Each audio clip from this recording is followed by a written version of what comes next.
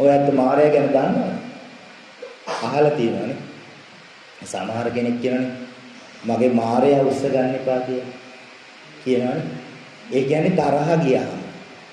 තරහ කියන්නේ පින්වත්නි මාරේ.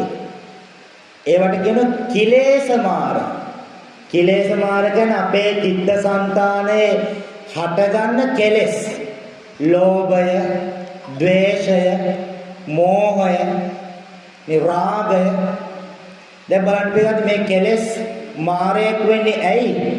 ඒ තරම් භයානක නිසා, බලවත් නිසා.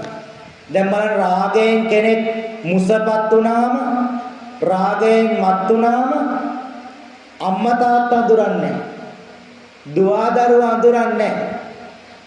ගුරුවරයා ශිෂ්‍යයා අඳුරන්නේ නැහැ. ශිෂ්‍යයා ගුරුවරයා අඳුරන්නේ නැහැ.